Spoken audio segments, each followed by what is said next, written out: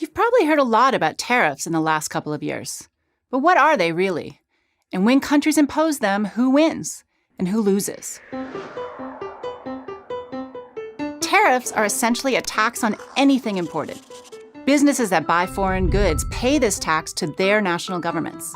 For example, if the United States imposes a tariff on goods from China, American companies importing those goods must pay U.S. customs to bring them in. After that, a few things could happen. The Chinese company might cut prices so potential customers stay happy and keep buying their products. But let's say the Chinese company doesn't cut its prices. In that case, the importing company in the United States might accept a smaller profit to keep its own customers happy. But what typically happens is that businesses pass some or all of the cost of that tariff on to consumers. So prices rise, and the consumer ends up paying more for the same product, or they just don't buy the product at all. But why do governments use tariffs in the first place? One reason is to try to protect or to prop up domestic industries that are losing out to imports from foreign competitors. Another is to retaliate against unfair trade practices by foreign governments. For most of the last century, tariffs fell out of favor. Much of the world came to see freer trade as a benefit.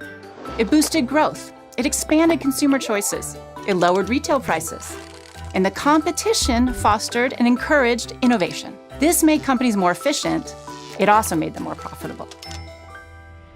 But recently, tariffs have surged back into prominence as a favored tool of President Donald Trump. He's used them more than any president since Herbert Hoover. He's slapped them not only on China, but also on U.S. allies like the European Union, Mexico, and Canada.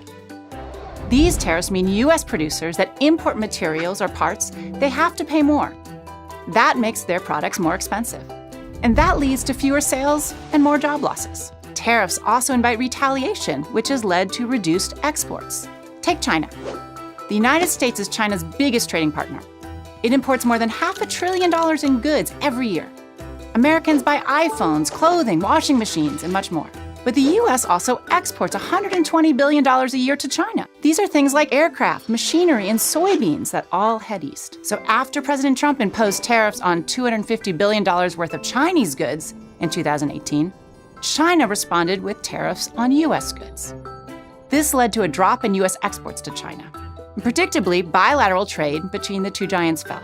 Partly as a result, trade and economic growth are slowing worldwide. Traditional trade patterns are shifting too. U.S. companies are buying more clothes from Vietnam and more smartphones from South Korea. China's now getting more of its soybeans from Brazil and Argentina. And across the United States, farm bankruptcies are on the rise. In response, the U.S. government has pledged nearly $28 billion in subsidies for American farmers. That's about $7 billion more than the government's taking in from China tariffs.